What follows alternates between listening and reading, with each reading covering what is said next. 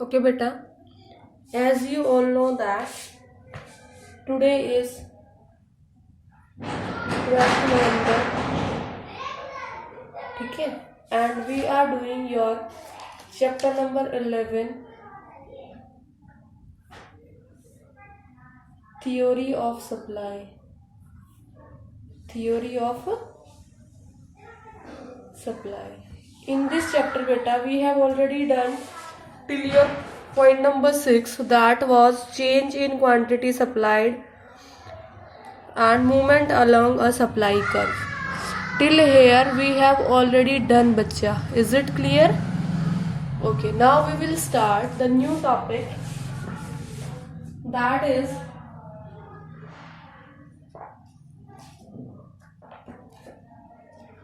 what is your new topic, beta, which we will start? The new topic is, bachche, how does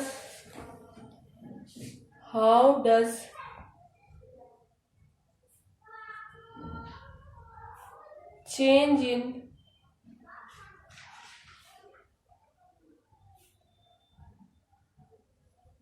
technology affect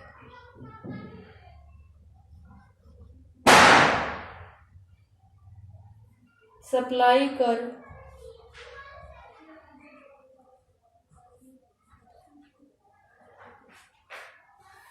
of a firm.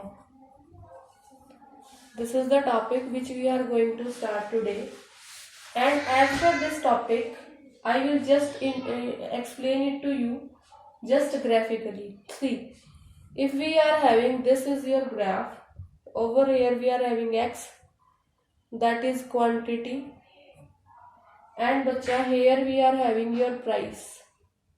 Clear? Now if prices are fixed, ये price line है हमारी, price is fixed, ठीक है, और ये आपका supply curve 1 है, old supply curve, ठीक है, ये ऑलरेडी हमें पता है. अब क्या हुआ, चेंज इन टेक्नोलॉजी हो गया, टेक्नोलॉजी जो हो गई वो चेंज हो गई, ठीक है, ये पहले वाली कंडीशन है. अब एकदम से क्या हुआ, टेक्नोलॉजी में चेंजेस आ गए. अगर टेक्नोलॉजी में चेंजेस आएंगे बेटा तो हमारा सप्लाई कर्व S1 की जगह S2 हो जाएगा. क्या हो जाएगा? S2. तो क्या लिख सकते हैं हम, due to improvement in technology. अगर टेक्नोलॉजी अच्छी हो जाती है, due to improvement in technology,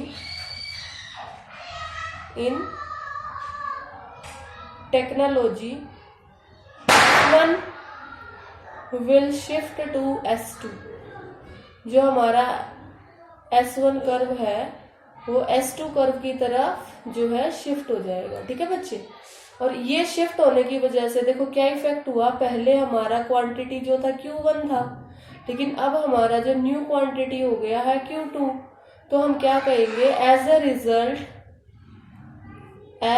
result Q1 will increase to Q2. जो हमारा Q1 है वो Q2 तक इंक्रीज हो जाएगा, ठीक है बेटा. Is it clear till here? Okay. Now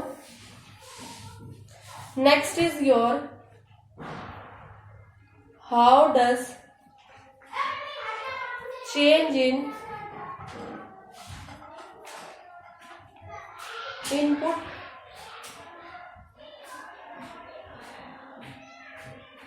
price affect supply curve. आपका इनपुट प्राइस सप्लाई कर्व को कैसे अफेक्ट करेगा, इनपुट प्राइस, ठीक है. चलिए, अगर इनपुट प्राइस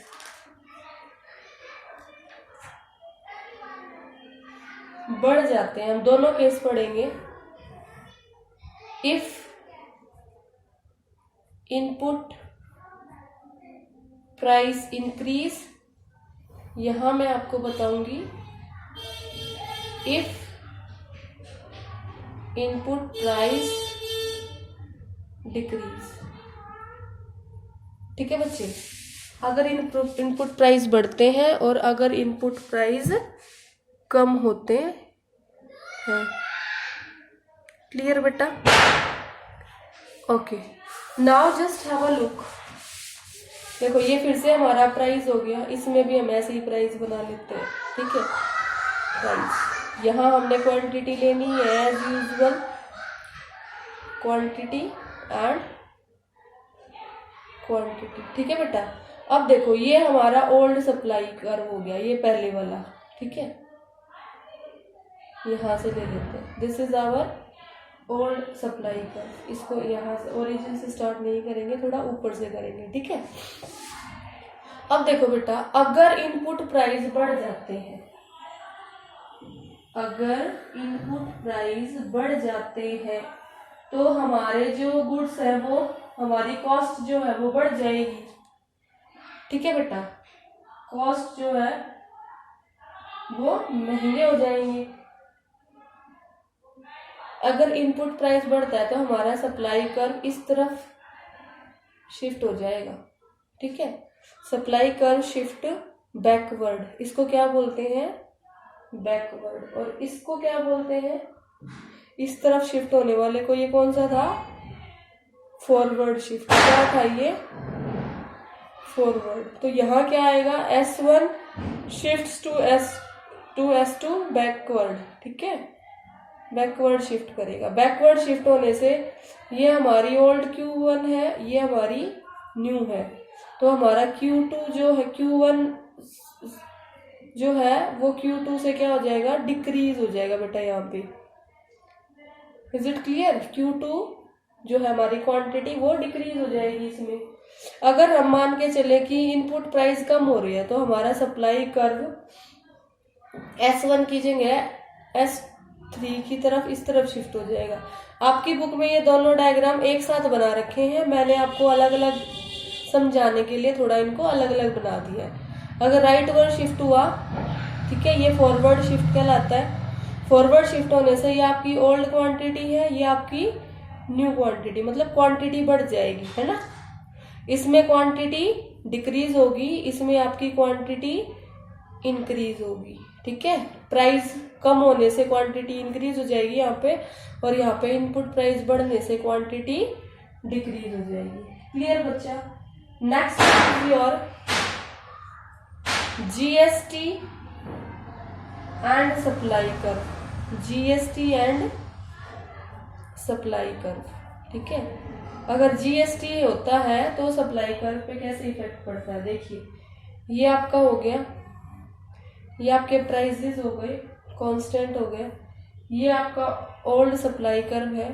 अगर जीएसटी लगता है प्रोडक्ट्स पे, अगर प्रोडक्ट्स पे जीएसटी लगता है तो आपकी सप्लाई जो कर्व है बेटा वो कम हो जाएगा, क्योंकि जीएसटी से क्या होती है? अमाउंट बढ़ जाती है। अमाउंट बढ़ने से चीजें महंगी हो जाती हैं, और चीजें महंगी हो जाती हैं तो इनकी जो है सप्लाई जो है उसको रिडक्शन हो जाता है, डिक्रीज हो जाता है। इज इट क्लियर बेटा? लेस क्वांटिटी क्या हो जाती है? Less quantity due to GST. ये कौन सा आपका विदाउट जीएसटी वाला, और ये कौन सा है आपका after GST is put. GST put होने के बाद ये कर्व इस तरफ शिफ्ट हो जाएगा। आपको यहाँ से एक क्वेश्चन और प्रिपेयर करना, that is what is GST. GST is goods and services tax. ठीक है, ये कब आया था कब नहीं आया था, इसका नोट्स आपको खुद से प्रिपेयर करना है। ठीक है, what is GST. Then is बेटा your subsidy, subsidy and supply curve. ये तो टैक्स था, अब क्या है? Subsidy and supply curve. Subsidy मिलती है तो सप्लाई बढ़ जाती है। ठीक है, ये प्राइस हो गया, ये ओल्ड सप्लाई हो गया। ठीक है, ये न्यू सप्लाई कर्व हो गया आपका, इधर आ गया ये। इसमें क्या मिली हुई है? सब्सिडी है इसके अंदर, विद सब्सिडी है ये। ठीक है, और ये कौन सा है? Without subsidy. जब सब्सिडी नहीं मिली थी, जब सप्लाई कर्व ये था, अगर सब्सिडी मिल गई तो सप्लाई कर्व ये हो गया। इसका मतलब पहले हमारी Q1 थी जो कम थी, किसके कंपैरिजन? Q2। यहाँ पे आपका Q2 ज्यादा है, किससे? Q1 से क्वांटिटी क्या हुई है, इंक्रीज। सब्सिडी से क्वांटिटी इंक्रीज होगी और GST से क्वांटिटी डिक्रीज होगी। सप्लाइड कौन सी वाली, सप्लाइड, क्वांटिटी सप्लाइड बेटा, सप्लाई का चैप्टर है क्वांटिटी सप्लाइड। क्लियर बच्चे? Okay, now price of related goods and supply curve. Next is, what is next, price of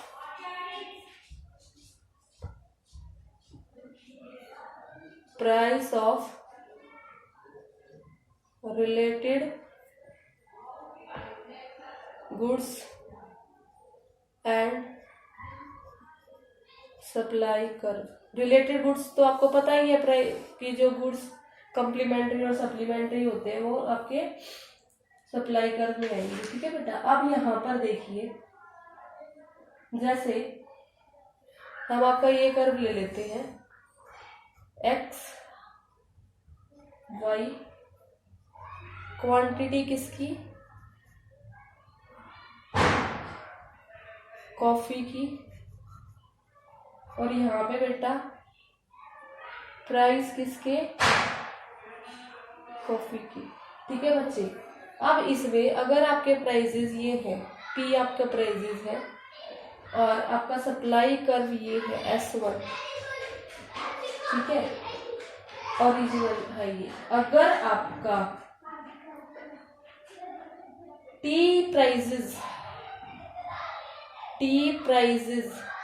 decrease होते हैं तो आपका S1 S2 की तरफ शिफ्ट हो जाएगा and that is S2 is 10, जिसकी वजह से आपकी क्वांटिटी जो है Q2 that is greater than Q1 होगी। It means your quantity will increase. ठीक है बेटा? ये आपका Q1, ये आपका Q2। ठीक है? अगर आपके अगर हमारे T प्राइजेस इंक्रीज होते हैं तो हमारा सप्लाई कर्व इस तरफ शिफ्ट होगा बच्चे। ठीक है? इस तरफ शिफ्ट होगा। ये मैंने ब्लैक पेन से अलग से बनाया है ताकि आपको अच्छे से दिखाई दे। ये ओल्ड प्राइस कम होंगे तो इस तरफ शिफ्ट होगा ड्यू टू दिस डायरेक्शन, अगर प्राइस ज्यादा होंगे तो इस तरफ शिफ्ट होगा। ठीक है? अब प्राइस ज्यादा हो गए हैं तो हमारा ये Q3 आ गया है। Q3 आपके Q1 से कम है। इट मीन्स आपकी क्वांटिटी जो है वो डिक्रीज हुई है। इज इट क्लियर बेटा? This price of related goods concept. Okay, now next is your बेटा, here we are taking your substitute goods. कौन से गुड्स के लिए हमने बनाया है ये? सब्स्टिट्यूट गुड्स के लिए। कौन से वाले रिलेटेड गुड्स लिए हमने? Substitute goods. दो तरह के होते हैं ना। चलो, next is your price elasticity of supply. Price elasticity of supply. जैसे हमने डिमांड में निकाली थी ना इलास्टिसिटी, वैसे ही आपके सप्लाई में भी होती है इलास्टिसिटी। कैसे इसको समझेंगे हम, देख लेते हैं। What is your price elasticity? It is a measurement, it is a measurement of the percentage change in quantity supplied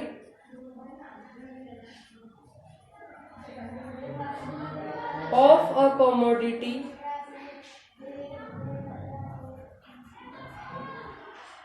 in response to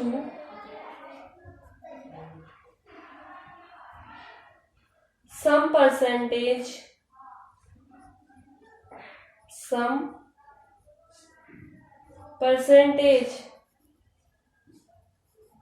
change in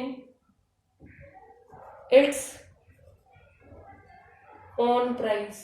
किसी भी चीज के खुद के प्राइजेस में परसेंटेज चेंज होने से उसकी क्वांटिटी सप्लाइड में कितना परसेंटेज चेंज आएगा उसको बोलते हैं प्राइस इलास्टिसिटी। सिटी मीन्स किस लेवल तक वो चेंज होगा। जैसे हमने बोला ना यहाँ सप्लाई का यहाँ से यहाँ शिफ्ट होगा, यहाँ से यहाँ, मतलब कितने लेवल तक वो शिफ्ट होगा। इज इट क्लियर बेटा? ठीक है। अब next one is your percentage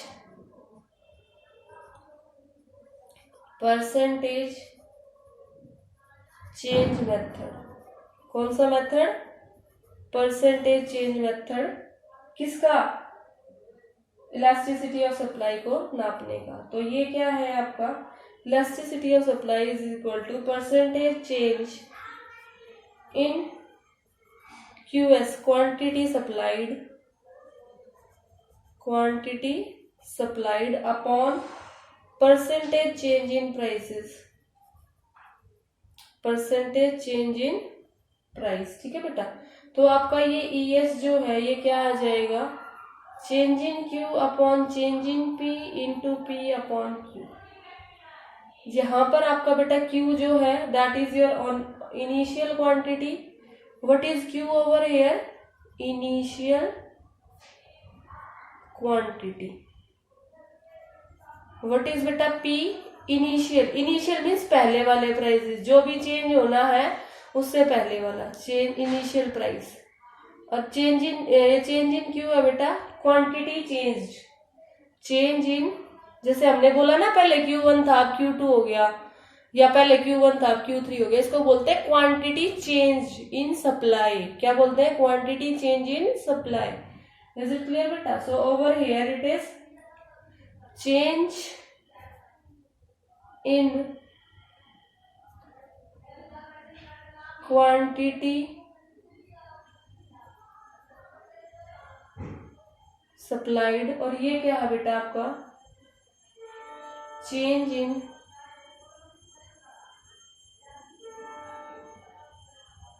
price of commodity. ये क्या है? Change in price of commodity. Clear बेटा? अब आपका इसके अकॉर्डिंग फॉर्मूला आगे, this is your final formula which we can use. Now in your book one example is there. That example is saying बच्चा, a producer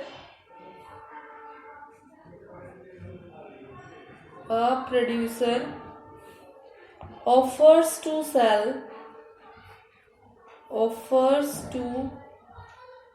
sell 400 units of a commodity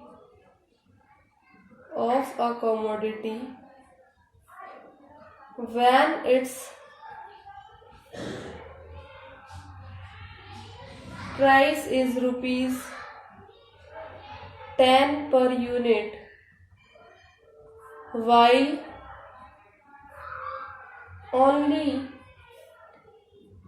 200 units are offered if the price reduces to rupees 5 per unit, find elasticity of supply. ठीक है। Now after looking at this example, what we can say using this formula solution में, what is the formula बेटा? Just see change in Q upon change in P into P upon Q. According to question, what is your price? पहले वाला price देखो, a producer offers to sell 400 units when its price is 10। Old price कितने हैं? ₹10। ठीक है। New price कितना है बेटा? P1 5। ठीक है। ऐसे ही आपका ओल्ड क्वांटिटी क्या है? 400, और आपकी न्यू क्वांटिटी क्या है बच्चे? 200। चेंज इन प्राइस कितना हुआ? ₹5। 10 में से 5 गए 5। चेंज इन क्यू हो गया बेटा 400 माइनस 200 दैट इज 200। अब हम इस फॉर्मूला में वापस जाते हैं, दैट इज 200/5 इंटू 10/400। इसको काटेंगे जब 5 1 जा 2 जा 2 से इसको काट दिया 200, ये कैंसिल होके बना गया, तो हमारी इलास्टिसिटी क्या आ गई 1। गॉट इट बेटा, ठीक है। अब हम नेक्स्ट टॉपिक जो है वो करेंगे, क्या करेंगे, shape of supply curve and shape of supply curve and elasticity of supply and elasticity of supply. Clear बच्चे, दिस वी विल सी।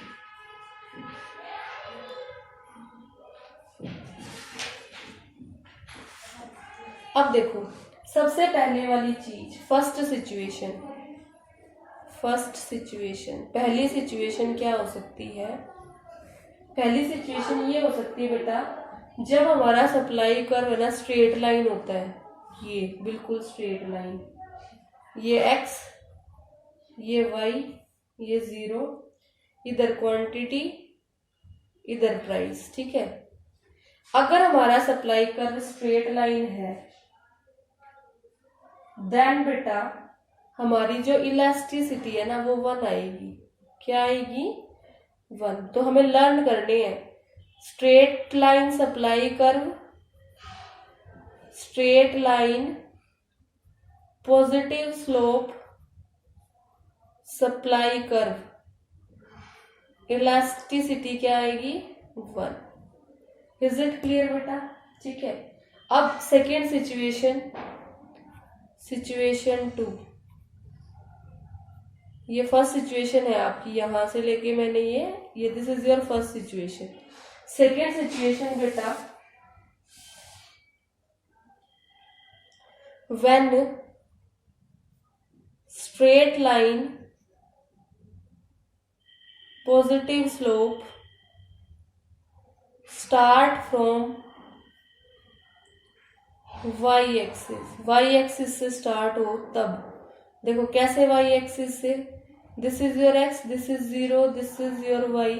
अगर आपकी यहां से कहीं सप्लाई कर्व बने, यहाँ पे तो ओरिजिन से बनी थी ना, यहाँ पे अगर आपके थोड़ा ऊपर जाके बनेगी तो आपकी इलास्टिसिटी ऑफ सप्लाई की वैल्यू ग्रेटर देन 1 आएगी, ठीक है। Then elasticity of supply is 1। ये आपको लर्न होने चाहिए, बहुत सारी चीजों में ये आपको हेल्प करेंगे, दे विल गाइड यू बेटा, ठीक है। Now next is your situation number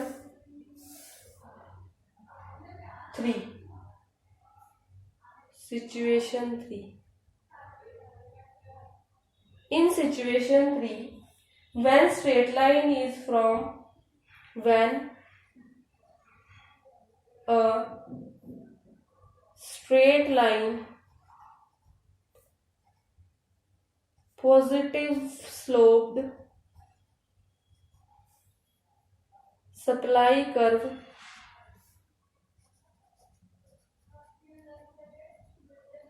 starts from x axis, कहां से स्टार्ट करें x एक्सिस से। तो बेटा देखो दिस इज आवर रफली ड्राइंग कर्व आई एम। अगर ये x एक्सिस से स्टार्ट करे आपका सप्लाई कर्व, ऐसे x एक्सिस के किसी पॉइंट से स्टार्ट करे, तो उस केस में इलास्टिसिटी आपकी आएगी लेस देन 1। क्या आएगी, than elasticity is less than 1। ये आपको लर्न रखनी है। Next topic is your 2 extreme situations of ES, 2 extreme situations of ES। in this बच्चे एक तो होता है आपका 0 elasticity of supply, क्या होता है, जीरो इलास्टिसिटी ऑफ सप्लाई। इसके अंदर आपका जो सप्लाई कर्व होगा दैट विल बी वर्टिकल, ऐसे बिल्कुल खड़ा होगा, vertical supply curve, vertical SS curve, ठीक है, सप्लाई कर्व। ये आपके प्राइजेस है, मतलब प्राइस 1 हो, P1 हो तब भी वही सप्लाई, प्राइस P2 हो जाए तब भी वही सप्लाई, मतलब सप्लाई पे कोई भी फर्क ना पड़ना। इसका मतलब इलास्टिसिटी क्या होना, जीरो। इस केस में आपकी इलास्टिसिटी क्या होगी, जीरो, ठीक है बेटा। सेकेंड आपका जो है that is your infinite elasticity of supply. कौन सा है, इनफाइनाइट इलास्टिसिटी ऑफ सप्लाई। इसमें आपका जो इलास्टिसिटी ऑफ सप्लाई है वो हॉरिजॉन्टल कर्व होगा। कैसा होगा, horizontal supply curve. Horizontal supply curve means ये आपके प्राइस है, ऐसी शेप होगी आपके सप्लाई कर्व की। प्राइस वही रहने पर भी आपकी क्वांटिटी कभी Q1 कभी Q2 कभी Q3 कुछ भी हो सकती है, इनफाइनाइट वे में वो चेंज हो सकती है। तो आपका इलास्टिसिटी सप्लाई आएगा यहाँ पे इन्फिनिटी। क्या होगी, इन्फिनिटी। ये आपको प्रॉपरली अच्छे ढंग से याद होनी चाहिए बेटा सारी चीजें, ठीक है। Next is your factors affecting elasticity of supply. Factors affecting elasticity of supply on your page number 298. This 7 points you have to do from your side, ठीक है, do it from your own. If any doubt you will face, you will inform me. And in next class बच्चे we will start your chapter number 12 forms of market. But we will start chapter 12 forms of market.